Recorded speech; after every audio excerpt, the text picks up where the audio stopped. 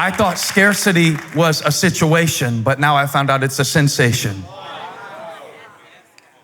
Because I found out that there can never be enough money to make you feel like you have enough until God within you becomes enough. It will never be. I thought enough people could compliment you where you would get enough compliments where you would have confidence.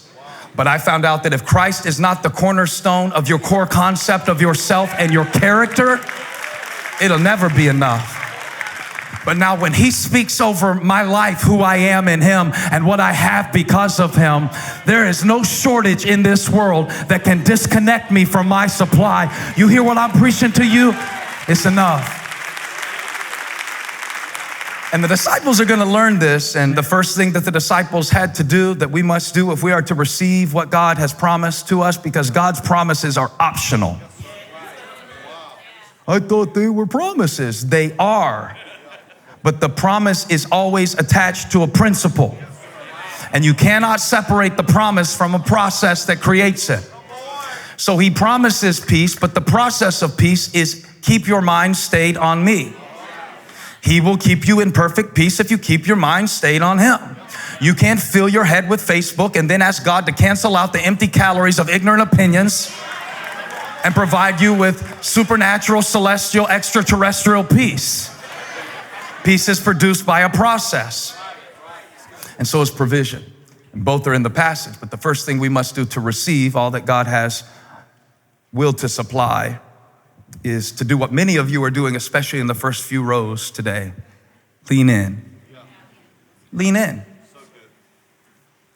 I mentioned that this miracle is recorded in all four Gospels. It seems to be an insignificant miracle to record in all four Gospels. I don't mean that it's not cool. It's very cool, very impressive, very entertaining. But to choose one miracle to record across Matthew's gospel, his record, and Mark's gospel, his record, and Luke's gospel, his record, and then John wants to talk about it too. When we see people getting up off of stretchers when Jesus walks through the street, and that's not in all four gospels. We see little girls being raised from the dead. Even Lazarus didn't make all four gospels. But this little boy did with some barley bread. Barley bread, the cheapest bread available in the day. This is not a yeast roll. This is not a cheese biscuit. This is not even pumpernickel. And yet it's recorded in all four Gospels, which is fortunate because John leaves something out that I need to know about the situation that created the provision, okay? And what John says is, verse 1, sometime after this, Jesus crossed to the far shore. Like it was a good time for a retreat and a good time for a buffet, but it wasn't, because the other writers tell us that John the Baptist, who had been the forerunner of the message of Jesus Christ, the one who prepared the way for the Lord, had just had his head taken off by a king who didn't want to hear the truth.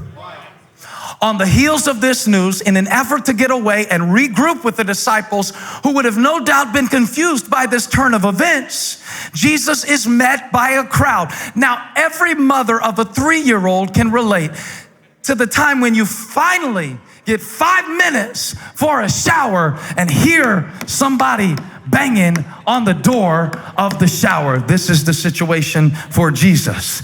He is finally on the boat and he gets up to situate and he sits down to tell his disciples whatever he wants to tell them. And here come people. Write it down. Your greatest opportunities will come at the most inconvenient times. You won't be in a good mood. You won't feel ready. You won't have an extra $15,000 laying around and no kids going to college. God is going to show up in a time of shortage to see, do you really trust me or do you trust stuff? That's the question. And the disciples' first instinct was a pretty logical one, because Jesus is irrational. And Jesus will just teach people all day long. I mean, who needs to be healed? I got all day. I'm eternal.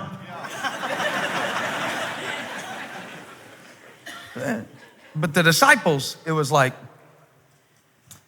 hey man, probably they should eat.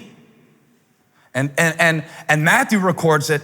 He said that the disciples came to Jesus with the suggestion, send the crowds away.